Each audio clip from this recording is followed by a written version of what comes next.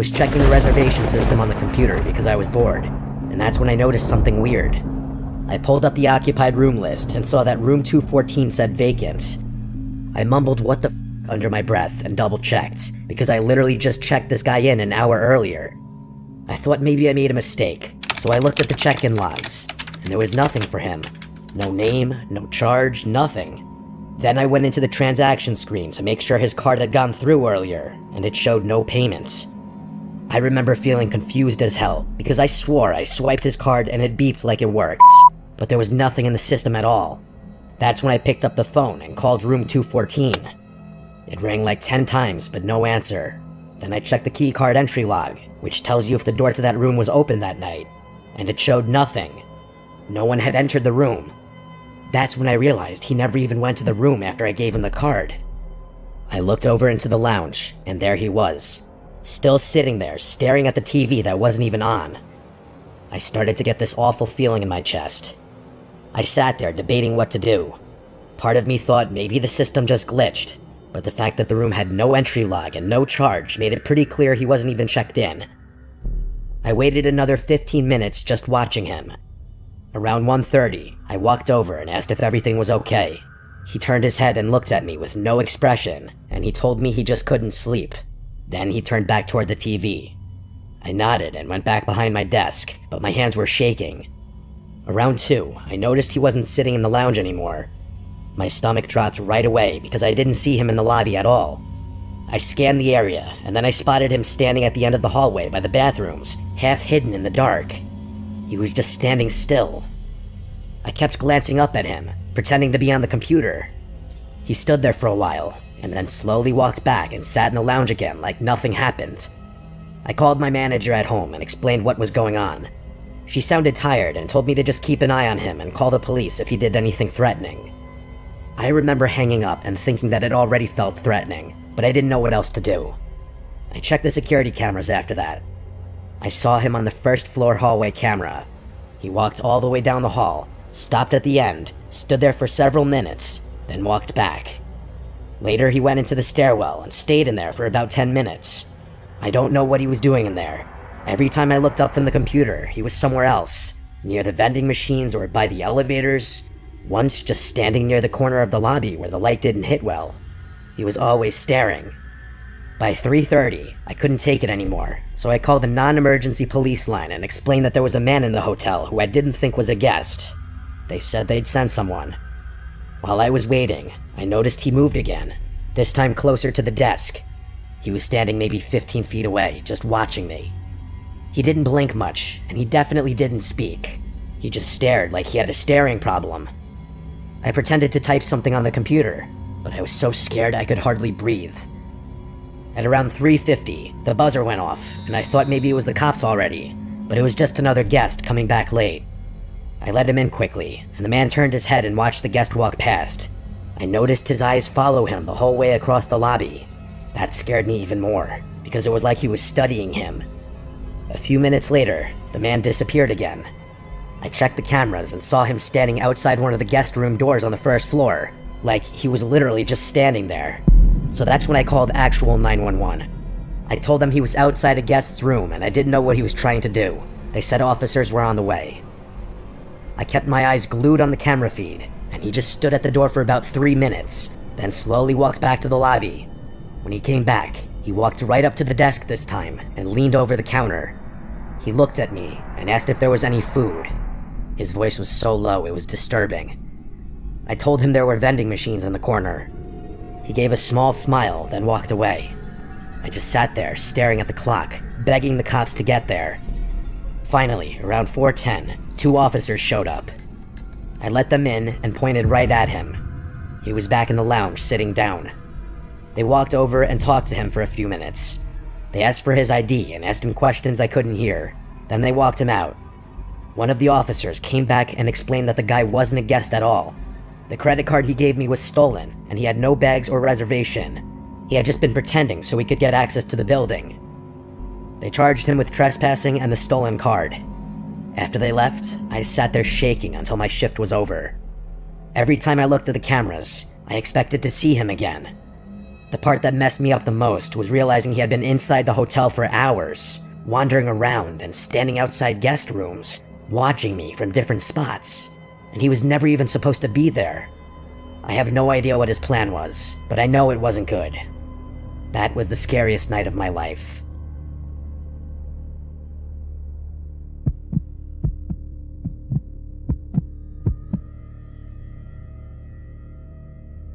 My name is Meredith. I'm 24, and I work the night shift at a tiny gas station off County Road 11. It's the kind of place most people don't even notice unless they're out of gas or completely lost. I took the job because it was quiet and predictable. I liked that, or at least I used to. It started on a Thursday night around 1 a.m. The air outside was wet and still, and the hum of the overhead lights had been getting under my skin all shift. I was just about to microwave a cinnamon roll I didn't even really want when the door chimed. A man walked in, mid-40s, maybe older. He had a green coat, messy hair, and dry lips like he hadn't smiled in years.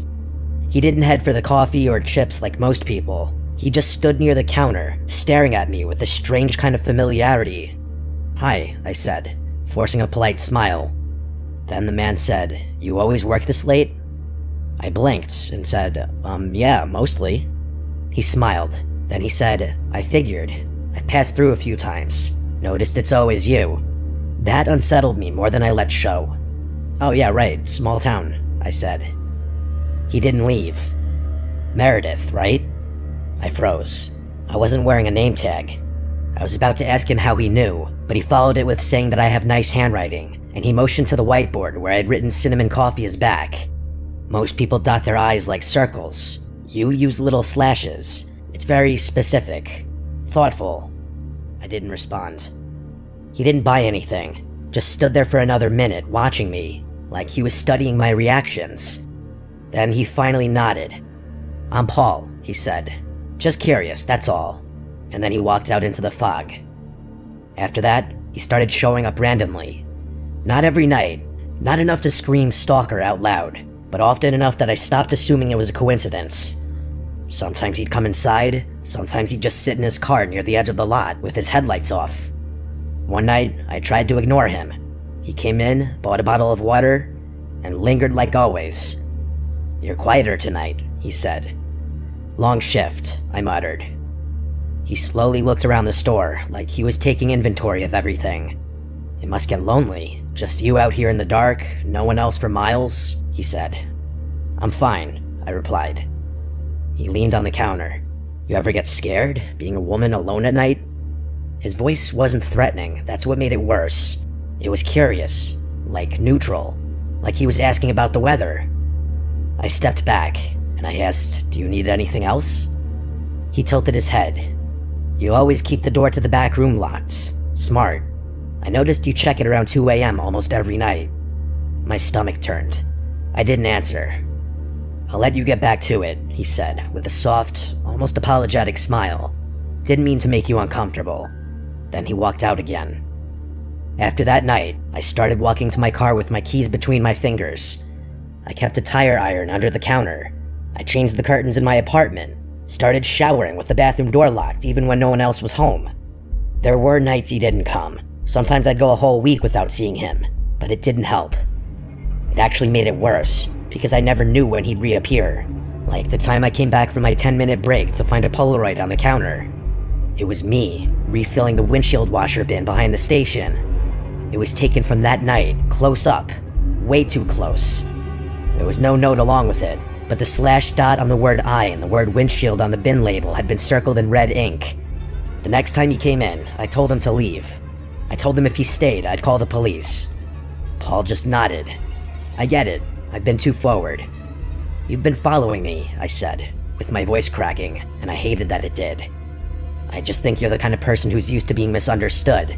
I thought maybe you'd appreciate someone who pays attention," he said. "That's not paying attention, that's obsession," I replied. He didn't flinch. Would it be easier if I wore a smile and brought a soda every night? Would I be more normal if I just talked about sports and pretended I didn't notice the way your shoes are always a half size too big? Or how your left eyelid twitches when you're tired? By this point, I was already dialing 911. He didn't stop me. The police came quickly, and he didn't resist. He just stood there, arms at his sides, waiting. They searched his car and found a notepad filled with dates and times. It was my schedule. Notes about my walk, my clothes, my groceries. One page just had my name written over and over again in tighter and tighter loops until it turned into scribbles. He kept telling the cops the same thing. I just noticed things. I'm just a curious guy. The restraining order went through that week. Now I don't work nights anymore. I don't even live in the same town. The company transferred me to another station 2 hours away. But even now, when I drive home and see headlights behind me for too long, I feel the back of my neck tingle. And sometimes, I still think about the way he said my name. Like he already knew what it would sound like in his mouth. Like he'd been practicing it.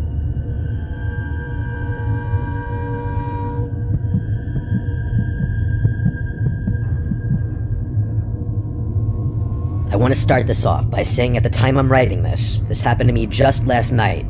I worked the overnight shift at a 24-hour gas station. I'm a 22-year-old female, and I've been working there just shy of 2 months. I work the weekend shifts, which is Thursday through Saturday, while another coworker, who I'll call Max for privacy reasons, works the weekdays of Sunday through Wednesday. My coworker Max and a friend of his I'll call Ben had come into the station at about 2:30 a.m. to get some coffee and say hi. Max and his friend had taken some magic mushrooms a couple hours before they came in, so when I saw them, they were all giggly and shit. Honestly, it was pure entertainment for me.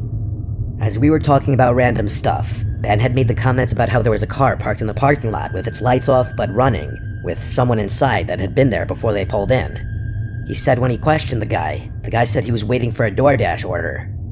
Normally that wasn't out of the ordinary for DoorDashers to wait in their car while we packed an order up. What was odd was I hadn't received an order in almost 2 hours. I spent most of the night in the back of the store cleaning, away from the tills and the front doors, so I couldn't even see the parking lot. We waved it off as nothing, and the two guys went outside to smoke a cigar and play with Max's dog, who they brought along.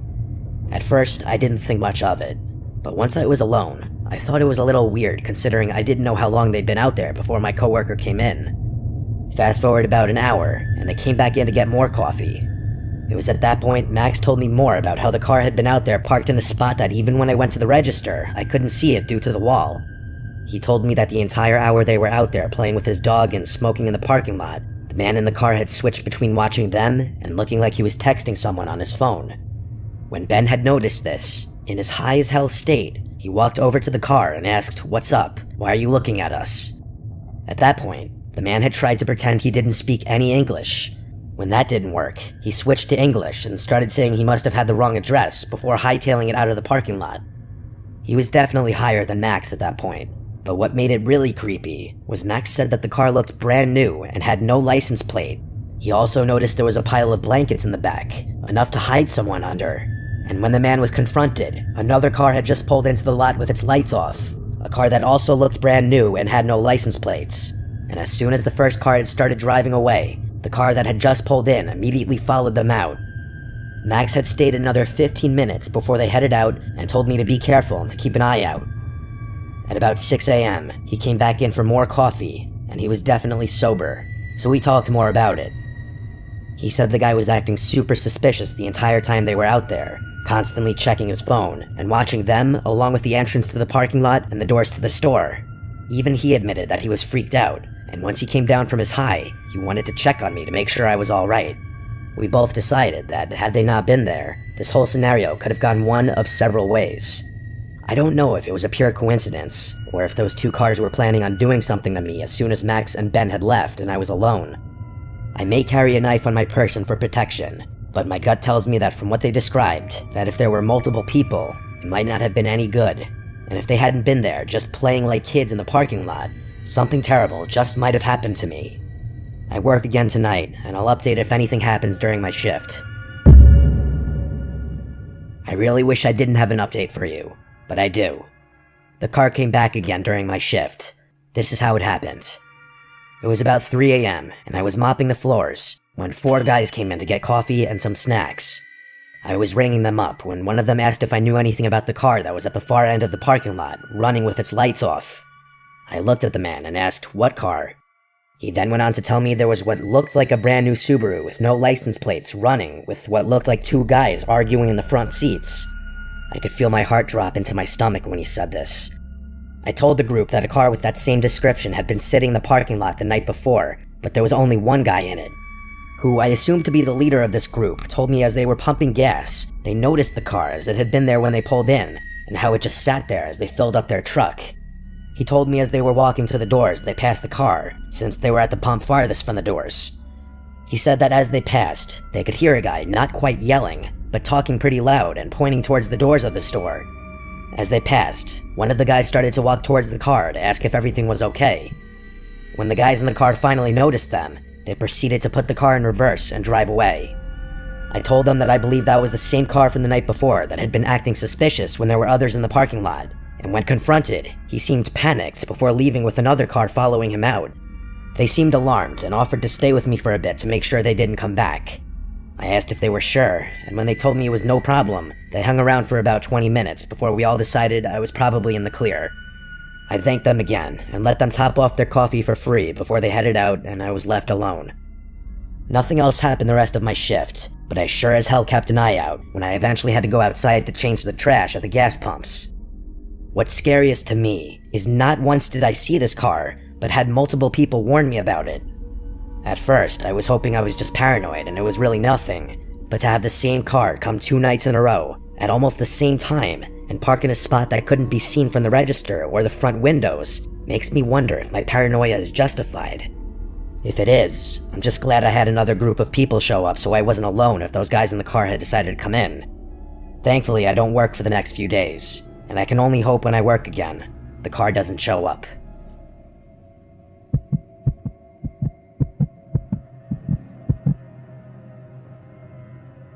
My name is Daniel.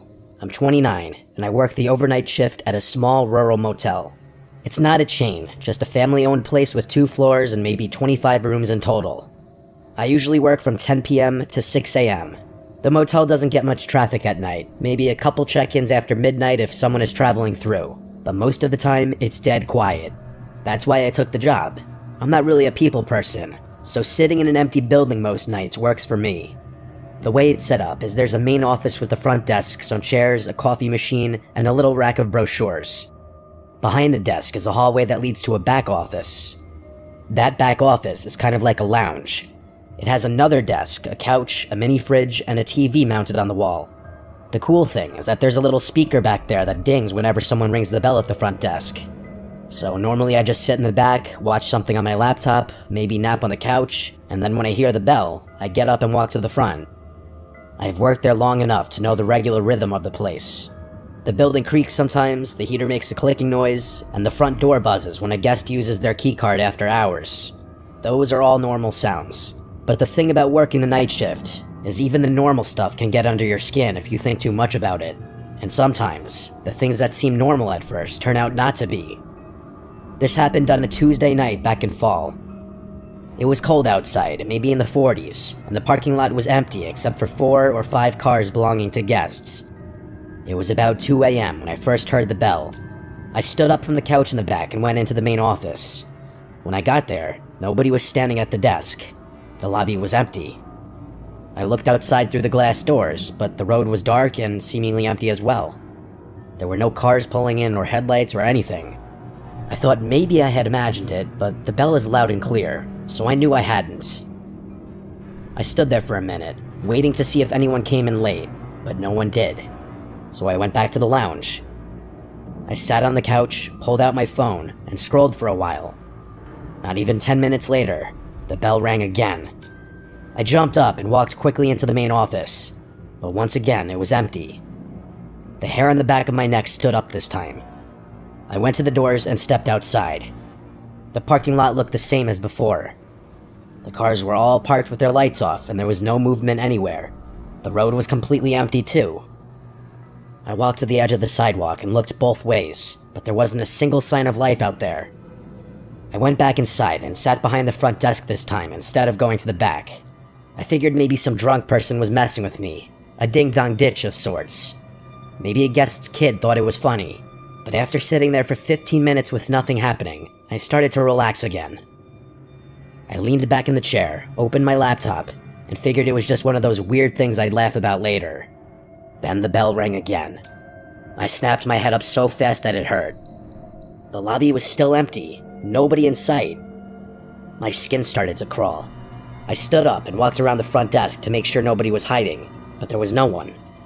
I checked the bathrooms of the lobby. I even stepped outside again, nothing. I walked the lot a little, shining my phone flashlight, but it was just dead quiet.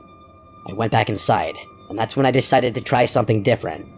Instead of going back to the lounge, I sat down in the chair right behind the front desk. If someone was sneaking around and ringing the bell just to mess with me, I wanted to be there to catch them. I turned the lobby lights down a little so the room was dim, and I just sat there listening.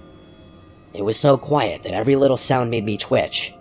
The clock ticking on the wall sounded louder than usual. The fridge in the back office clicked on and hummed. Every couple of minutes, the building creaked as it settled. I sat there with my arms crossed, staring at the bell on the counter. 15 minutes passed, then 20. My eyes started to get heavy, and I thought maybe the person had given up. I even started thinking I just imagined the whole thing. Just as I was letting myself relax and doze off, it happened. The bell rang, only this time, I saw what was doing it. A pale hand came up from under the front desk, reaching over the counter and pressing the bell right in front of me. I jumped up so fast I'm sure the chair almost fell over, and I bolted down the hall into the back office. I slammed the door and locked it, and I stood there in the dark, my chest pounding. My mind was racing, trying to figure out how someone could even be under there. The desk doesn't have much space underneath, but it's enough for someone to crouch if they squeezed in. That meant they'd been hiding just a few feet away from me, waiting. I forced myself to look at the security monitors. There were 4 cameras, one on the lobby, one on the hallway, and 2 on the parking lot. On the lobby feed, I saw the chair had apparently tipped over in my rush. The counter looked empty. Then in the bottom corner of the frame, I saw movement. A head poked out from behind the desk. I couldn't make out details, just the outline and the glint of eyes staring straight into the camera. I backed away from the monitor. I couldn't look at it. I grabbed my phone and dialed 911 with shaking hands. I whispered to the dispatcher that someone had broken in and was hiding in the lobby. She told me to stay where I was and that officers were on the way. While I was on the phone, I watched the monitor. The person's head disappeared, and then I saw the person crawl out from behind the desk on hands and knees. He crawled to the door and then stood up. He was tall and wearing a hoodie with the hood pulled tight, and his posture was hunched over. Then he turned around and started walking around the lobby like he was looking for something, and then he turned and walked out of the camera frame toward the hallway that led to the back office. I pressed my back against the locked door. A moment later, the knob rattled. Just once. A very slow rattle, and then nothing. The dispatcher kept asking if I was safe, but I couldn't even answer for a few seconds because my throat felt like it was closing up. After what felt like forever, I heard slow footsteps moving away. I rushed back to the monitor. The man was pacing around the lobby again. At one point, he stood in front of the glass doors and just stared outside like he was waiting for someone. Then he walked over to the brochure rack and started flipping through the papers, as if he were sarcastically killing time.